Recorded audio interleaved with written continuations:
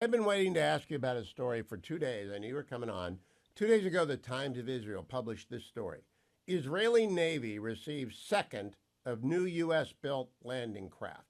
The Israeli Navy ordered and got in October and again 2 days ago a landing craft from Pascagoula, Mississippi. Why is the Israeli Navy able to get LCSs done and the Marine Corps has given up on them? You're a Marine and you're a senator. What is going on there? Look, I'm one of the biggest supporters in the U.S. Senate of our relationship with Israel, and we need to help them. But we also need to make sure we're helping ourselves. And you're asking a really great question. One of the things I've been focused on, Hugh, in the Senate the last several months, over a year now, is the huge crisis that we have with regard to Navy shipbuilding. The Biden administration has completely failed. All the experts, including the top people at the Congressional Research Service, have called the Navy shipbuilding crisis the biggest crisis in designing and maintaining a U.S. Navy and our ability to build ships, biggest crisis in almost a half a century. Meanwhile, our adversary, the Chinese Communist Party, is going through the largest peacetime buildup, particularly of their military and particularly of their Navy in history. So it is a disaster, but the good news is the Congress, which, by the way, under Article 1, has the responsibility from our founding fathers to provide and maintain a Navy. We are going to usurp this authority from the Secretary of the Navy right now, who is more focused on climate change. That's not a joke, Hugh. More focused on climate change, the Secretary of the Navy, than he is on shipbuilding and lethality. It is a crisis, and we need to act. Now, the reason I bring up the Israeli LCS, put the picture back up, if you will, Harley, and we'll just leave it up there so people can see what I'm talking about. The Israelis order a very basic but still advanced LCS from us, and we get them two in a couple of years, and they're more on the way. They've ordered four.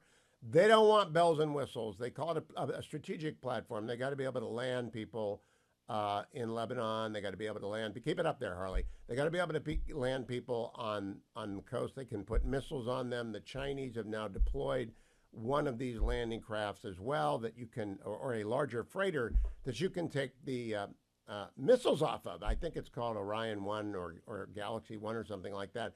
Why are we insisting on such high-tech ships when our friend Captain Jerry Hendricks, who wrote the book To Provide and Maintain, says, look, we can go low tech and we can turn out a bunch of these things. We have the capacity to build them, but we can't keep changing the design. What is wrong with the Pentagon?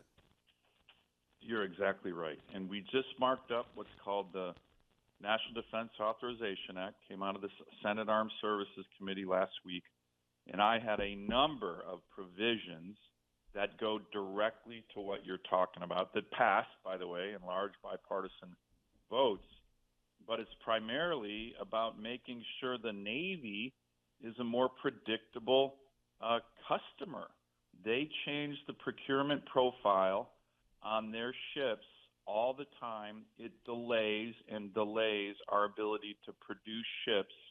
And you're also making a really important point, Hugh, particularly with regard to the Navy. At a certain point, quantity becomes its own quality. And by that, I mean, yeah, we have more high-end ships, high-tech ships than the Chinese, but we are getting so overmatched. I was just in the Indo-PACOM region. I was in Taiwan. I was at the Singapore Defense Conference that brings in all the defense and foreign ministers in the region a couple of weeks ago.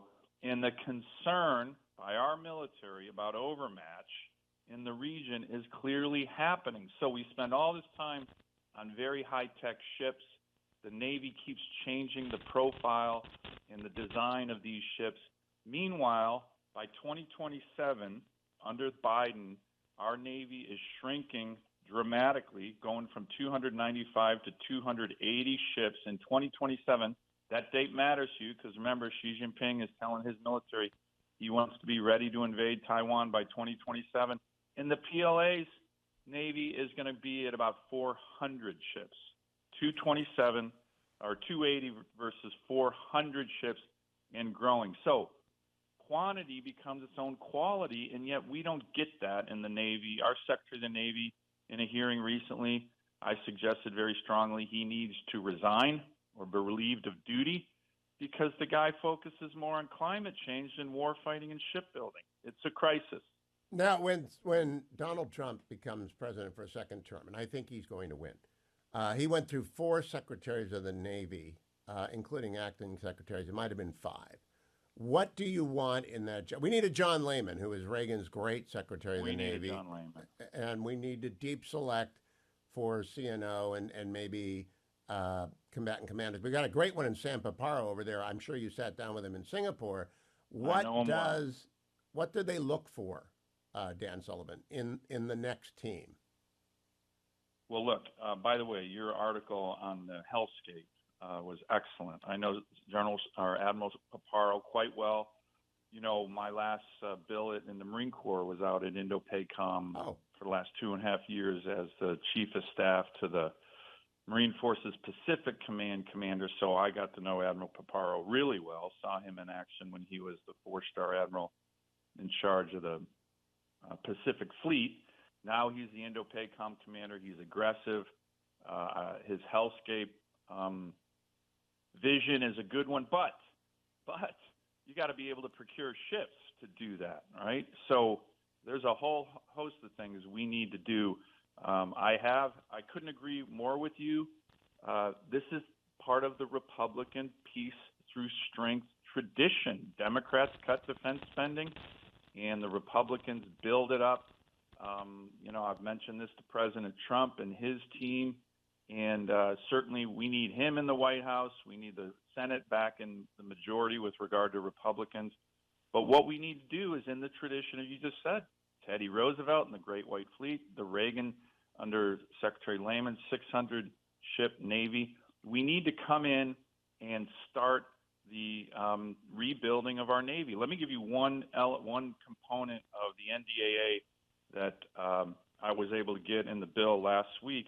It's taking the Admiral, Naval Sea Systems Command, that's the commander in charge of all design and shipbuilding in the Navy. Unfortunately, this guy cycles through 2 to 3 years, he's gone, right? So I put in a provision saying this is going to be like the naval nuclear reactors. This admiral will have an 8-year tenure. He'll be a 4-star by the last 3 years. So he will be responsible. We need to get shipbuilding back. That makes sense. The Ships Act, also put forward by Captain Hendricks, makes sense. I got to switch subjects on you, Senator, to a political one for a moment. I think the most important need for Donald Trump in a running mate is someone with some military experience, because there are 16 million veterans, million people in uniform. President Trump went from 61% of the veteran vote to 54% of the veteran vote between 2016 and 2020. The 3 people on his list, or rumored to be on the list, are Pompeo, Senator Cotton, Senator Vance. How important is it for President Trump to select a veteran for his running mate? Well, I think it's important, and I think the 3 that you mentioned would all be great. And, the other folks who have been, put on this, what you're reading about as a short list would be great. But it is a really important community. My state, the great state of Alaska, has more veterans per capita than any state in the country. Oh, I did not know that. Yeah. But I know Pennsylvania's got 700,000 veterans. Virginia and Michigan have 500,000 each. There are a lot of veterans in the swing states. There are a lot of veterans in the swing states, and here's the thing about our veteran population. A, we need to take care of them, right? The benefits that they have earned, they earned them. Everybody forgets that, right? They earned them. But B, they're a very engaged voting bloc. What do I mean by that? These are young men and women who have deployed all over the world, right? Whether in Iraq, Afghanistan, or, older veterans who were deployed in Germany and Korea during the Cold War. They understand the importance of a strong military, and they're that strong voice. And so I think it would be great having a veteran as the number 2. And but look, we got to rebuild our Navy, Hugh, and that's not something else that the President Trump and his team with the strong support of Congress are going to do next year. And we need a Secretary of Defense, a Secretary of the Navy, and I love your 8-year tenure for the head of shipbuilding. I love that, Senator Dan Sullivan.